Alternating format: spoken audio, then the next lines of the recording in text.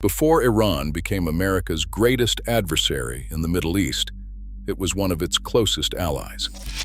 CIA officers trained Iranian secret police.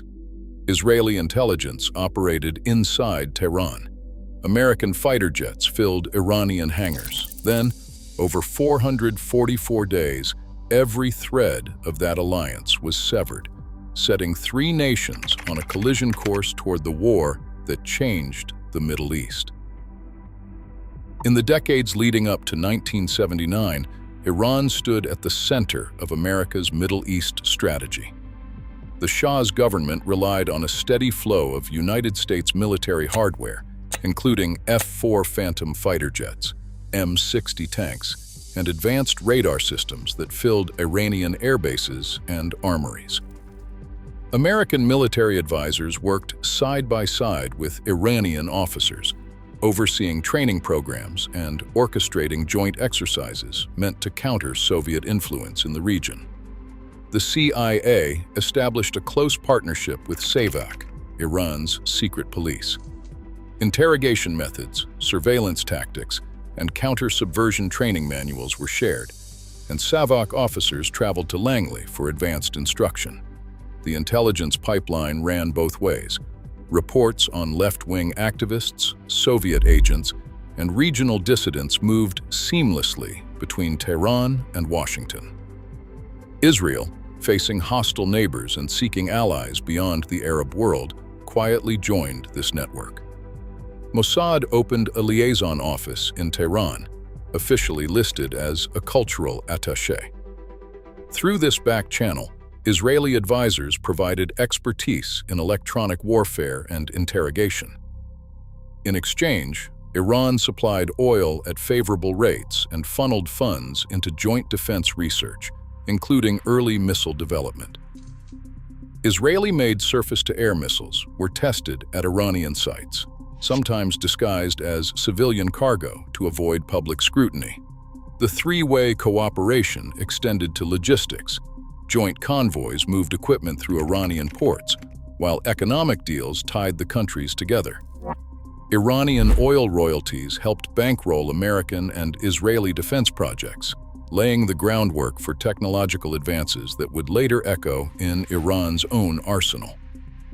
Tehran became a hub for regional intelligence, where American, Israeli, and Iranian officers shared information on Soviet naval movements in the Gulf, insurgent activities in Iraq and Syria, and the shifting alliances of the Cold War.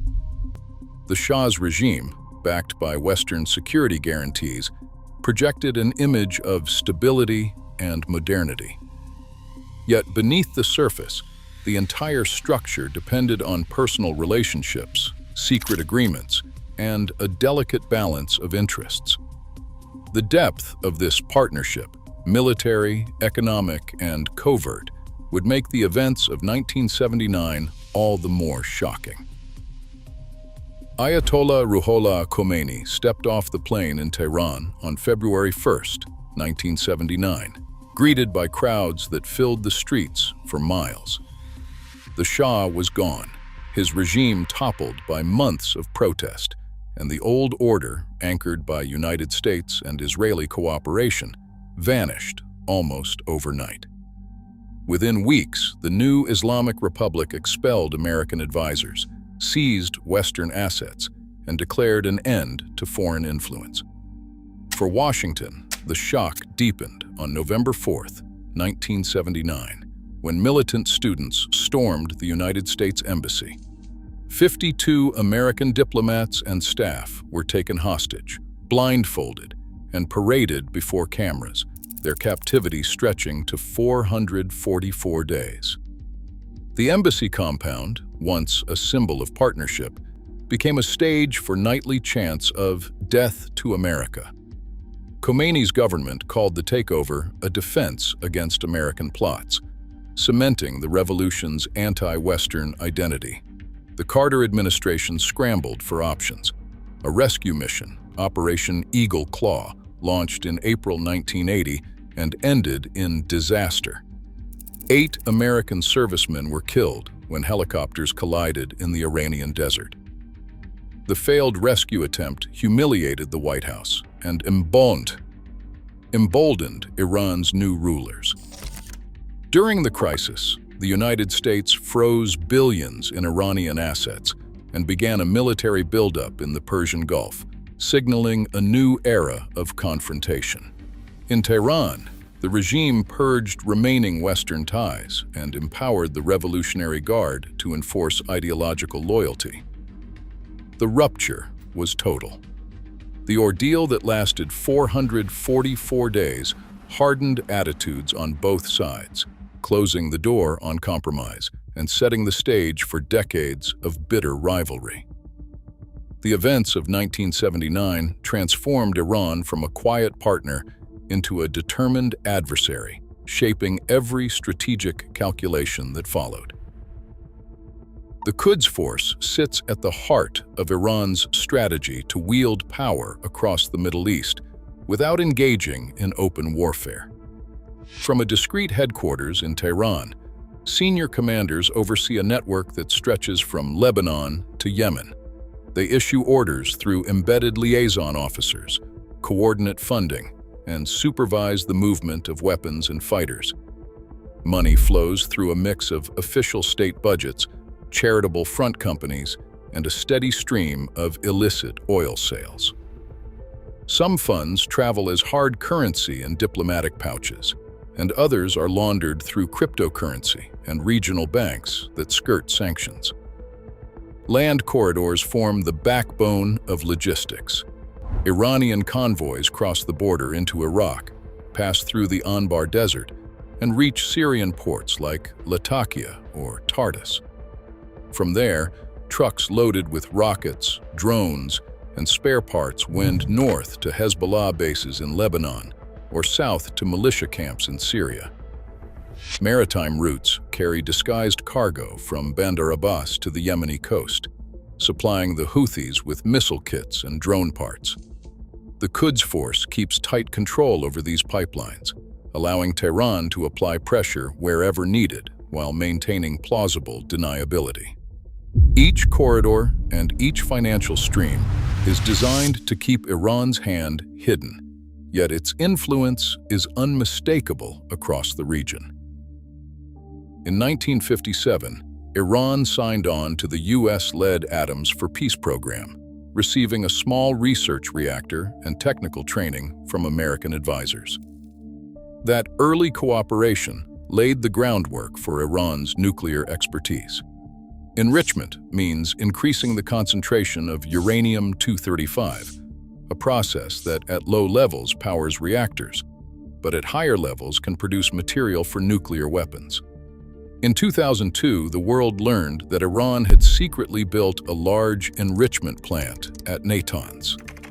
Inspectors from the International Atomic Energy Agency, IAEA, defined breakout time as the period needed for Iran to produce enough weapons-grade uranium for a single bomb, if it decided to do so. Under the 2015 nuclear deal, known as the Joint Comprehensive Plan of Action, Iran agreed to cap enrichment at 3.67%, far below weapons grade, and limit its stockpile to 300 kilograms. The deal also required continuous camera monitoring and allowed surprise inspections by the IAEA. When the United States left the agreement in 2018, Iran gradually reduced its cooperation, and the estimated breakout window began to shrink, raising alarm in Washington, Jerusalem, and beyond. A retired U.S. diplomat recalled in an interview that the 1950s partnership was built on trust, but today, every technical advance is viewed through a lens of suspicion. Stuxnet slipped into Iranian nuclear facilities in 2010, corrupting the code that controlled uranium centrifuges at Natanz. The malware, built to destroy hardware from within, spun the machines out of control and left Iranian engineers searching for answers. This was not the work of lone hackers, but a coordinated operation by American and Israeli cyber units, one that set a new precedent for state-sponsored sabotage. In the years that followed, Iranian cyber teams struck back, targeting Israeli water systems and U.S. energy grids, probing for weaknesses with every intrusion. The digital front blurred the line between peace and war, making every network a potential battleground. On city streets, the contest turned deadly. Iranian nuclear scientists began to die in quick succession. Masoud Ali Mohammadi in 2010, Mostafa Ahmadi Roshan in 2012, and Mohsen Fakhrizadeh in 2020. Each killing carried the signature of remotely detonated bombs, magnetic devices, or gunmen on motorcycles. Official statements in Tehran blamed foreign intelligence services, pointing to Israel's Mossad. Retaliation was rarely direct. Instead, Iranian operatives targeted Israeli diplomats abroad and launched cyberattacks on infrastructure. Above Syria, Israeli jets carried out hundreds of airstrikes against convoys and depots linked to Iranian missile transfers. These raids, rarely acknowledged in real time, aimed to disrupt the flow of advanced weapons to Hezbollah and other groups. Each successful operation pushed the boundaries of what could be done in the shadows, eroding old red lines and making escalation more likely. The shadow war became a proving ground, where malware, assassins, and precision strikes replaced open battle, but always left the door open for something bigger. On May 12, 2025, airstrikes hit Rafah, flattening a cluster of buildings near the Gaza border. Emergency crews pulled survivors from the rubble as smoke drifted over the city. That same week, Hezbollah launched more than 150 rockets from southern Lebanon toward Kiryat Shmona, sending families racing for shelter and leaving 3 civilians dead and dozens injured. In Iraq, a U.S. airstrike destroyed a convoy linked to IRGC near Erbil, killing 7 fighters and 2 bystanders. Over Lachish, Israeli air defenses shot down a Shahed 136 drone, scattering debris across farmland. Off the Strait of Hormuz, the crew of the MV Kashan scrambled below deck when a fast attack craft fired on their vessel, leaving 1 sailor wounded. A Lebanese father, his voice trembling, said he had lost his son to the shelling. A medic in Gaza whispered that they had no more painkillers and that children cried through the night. These moments, scattered across borders, reveal the human cost of a conflict fought on every front. United States and Israeli military doctrine centers on speed, precision, and layered defense. F-35 stealth jets and advanced surveillance satellites allow deep strikes with little warning, while missile shields such as Iron Dome, David's Sling, and Arrow 3 intercept incoming rockets at multiple altitudes.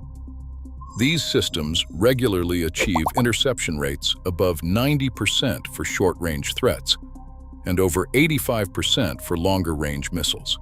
In contrast, Iran's strategy leans on mass, with hundreds of Shahab and Ghadr ballistic missiles, and thousands of Shahed series drones launched in coordinated waves to overwhelm defenses. Fast attack boats and swarming unmanned aerial vehicles in the Gulf test the limits of even the most advanced systems. Each side's doctrine exposes vulnerabilities. Precision and stealth can be stretched thin by saturation, while massed barrages are vulnerable to targeted strikes and electronic warfare.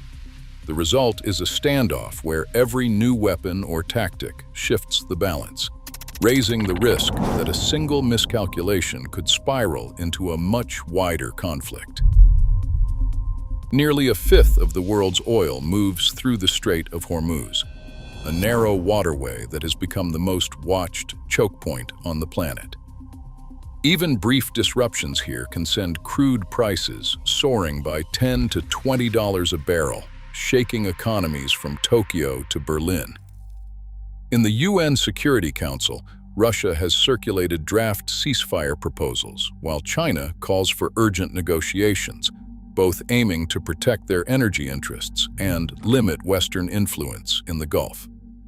Inside Iran, inflation has topped 50% as sanctions cut off revenue and drive up food prices. Every threat to close the strait or escalate conflict sends new shockwaves through Tehran's economy, fueling public anger and forcing leaders to weigh the costs of confrontation against the risk of collapse.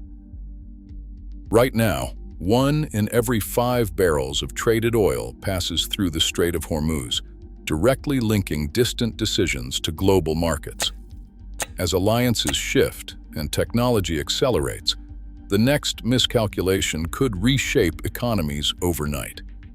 In this triangle, peace remains fragile, and the world feels every tremor.